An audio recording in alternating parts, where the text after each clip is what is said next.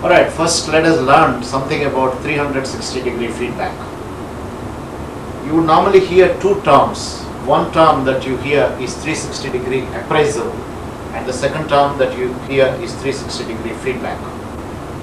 There is a difference between the two, but the common thing is 360-degree. First I'll explain to you what 360-degree feedback is, and then the difference between the two, and why it needs to be done. 360-degree feedback is a feedback given by your subordinates, your colleagues, your seniors, and yourself. You are the center.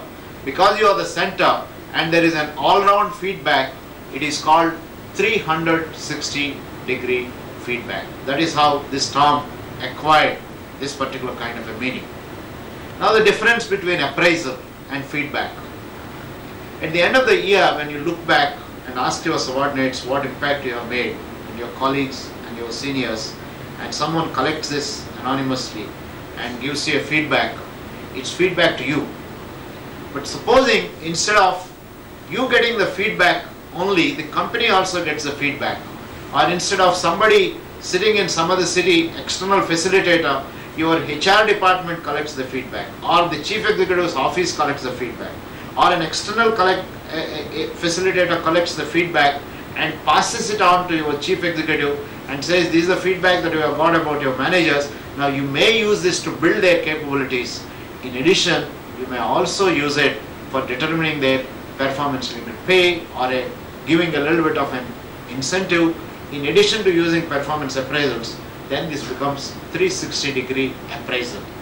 So the difference between 360 feedback and appraisal is, feedback is your property, you only have it, nobody else has it, you have a scope, choice of acting on it. Appraisal, it's not only your property, but it is also used by the company for development actions, for promotions, for performance linked pay, incentives, and all other administrative or human resource kind of decisions. That is the difference between 360 feedback and 360-degree appraisal. At this point of time, I'd like to tell you, Satyam is introducing as a 360-degree feedback. Ultimately, the goal is also to use it as a 360-degree appraisal tool. But normally, organizations, when they start with this, they start it as a development tool, and when they feel comfortable, they move on to make this as a appraisal tool. I hope you got some understanding about 360-degree feedback.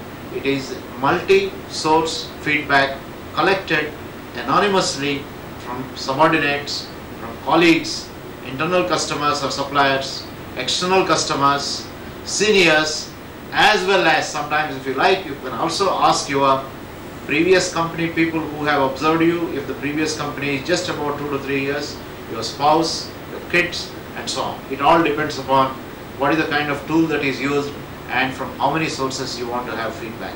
Normally in organizations, we have limited it to subordinates, colleagues and internal customers, external customers, and seniors, so that you get a focused kind of a feedback. That is about 360-degree feedback.